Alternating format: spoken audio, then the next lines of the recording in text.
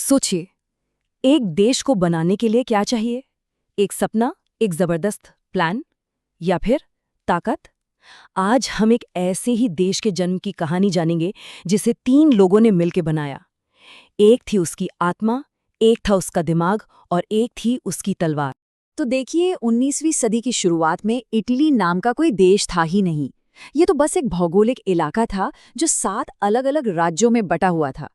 कहीं ऑस्ट्रिया का कब्जा था, तो बीच में पोप का राज था और दक्षिण में किसी और राजवंश का। मतलब पूरा बिखरा हुआ मामला था। पर सपना एक ही था, एक राष्ट्र बनने का। हर बड़ी कहानी एक विचार से शुरू होती है ना? इटली के एक होने का ये विचार, ये सपना, या कहें कि इस आंदोलन की जो आत्मा थे, वो थे ज्यूसेppe मैत्सिनी। यही हैं हमारी कहानी के पहले नायक, जिन्होंने एक होकर इटली बनाने का बीज बोया था। तो आखिर ये मैत्सिनी थे कौन? वो कार्बोनारी नाम की एक सीक्रेट सोसाइटी के मेंबर थे। उन्होंने यंग इटली और फिर यंग यूरोप जैसे संगठन बनाए, जिनका मकसद था युवाओं के दिलों में राष्ट्रवाद की आग जलाना। वो एक लोकतांत्रिक गणराज्य चाहते थे, जहां जनता का राज हो। हाँ, ये बात सच है कि वो एक आदर्शवादी थे और उनके शुरुआती प्रयास नाकाम रहे। लेकिन वो चिंगारी तो उन्होंने ही जलाई थी जिसकी इटली को सख्त जरूरत थी। अब देखिए, सिर्फ जुनून और सपनों से तो देश नहीं बनता। उसके लिए चाहिए एक शातिर दिमाग, एक मास्टर प्लान। और यहीं एंट्री होती है कहानी के दूसरे नायक की, मस्तिष्क। इनका नाम था काउंट केवूर, जो सार्डिनिया पीडमोंट के प्रधानमंत्री थे। मैत्सिनी और केवूर के तरीकों में जमीन आसमान का फर्क था। एक तरफ मैत्सिनी थे जो लोगों में जोश भरकर एक रिपब्लिक बनाना चाहते थे। दूसरी तरफ थे केवूर, जो एक नंबर के प्रैक्टिकल आदमी थे। उन्हें क्रांतिकारी तरीकों पर बिल्कुल भरोसा नहीं था। उनका लक्ष्य था कूटनीति और सही राजनीतिक चालों से सार्डिनिया पीडमोंट के राजा के अंडर में इटली को एक करना। और केवूर के पास एक जबरदस्त प्लान था। स्टेप 1, अपने राज्य सार्डिनिया पीडमोंट को आर्थिक और सैन्य रूप से ताकतवर बनाना। स्टेप 2, फ्रांस से दोस्ती करना। इसके लिए उन्होंने क्रीमिया युद्ध में फ्रांस का साथ दिया। स्टेप 3, फ्रांस की मदद से ऑस्ट्रिया को युद्ध के लिए भड़काना, ताकि उत्तरी इटली आज़ाद हो सके। और फाइनल गोल, पूरे उत्तरी इटली को एक कर देना।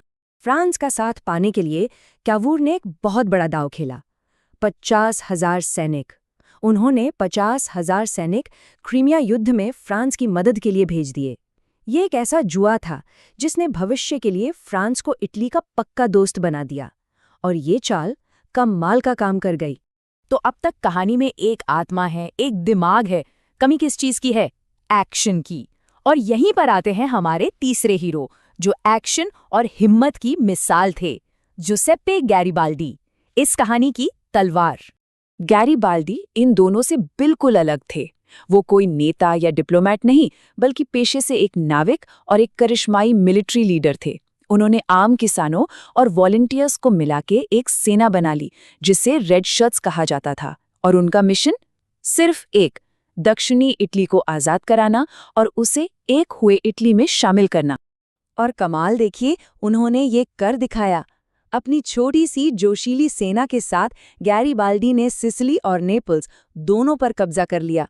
देखते ही देखते इटली का पूरा दक्षिणी हिस्सा आज़ाद हो गया।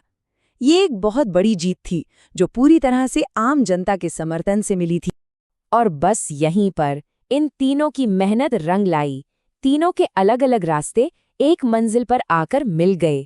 आत्मा ने सपना देखा, दिमाग ने उस सपने को पूरा करने की योजना बनाई, और तलवार ने उस योजना को हकीकत में बदल दिया। तो एक बार फटाफट से पूरी कहानी को रिवाइंड करते हैं। 1815 में इटली बिखरा हुआ था। 1831 में मैत्सिनी ने एकीकरण का आइडिया फैलाया।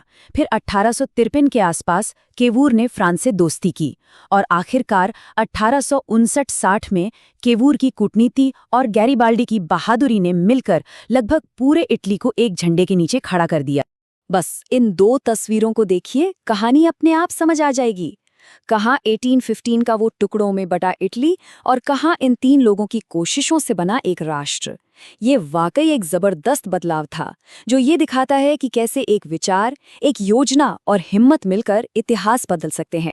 तो आखिर में सवाल यही उठता है, एक देश को बनाने के लिए असल में क्या जरूरी है? क्या मैत्सिनी का वो जुनूनी विचार जो लोगों को प्रेरणा देता है, या कवूर की वो सोची समझी कूटनीति जो रास्ता बनाती है, या फिर गैरिबाल्डी की वो तलवार जो हर रुकावट को हटा देती है? शायद। सच तो ये है कि एक राष्ट्र को बनाने के लिए इन तीनों की ही जरूरत पड़ती है।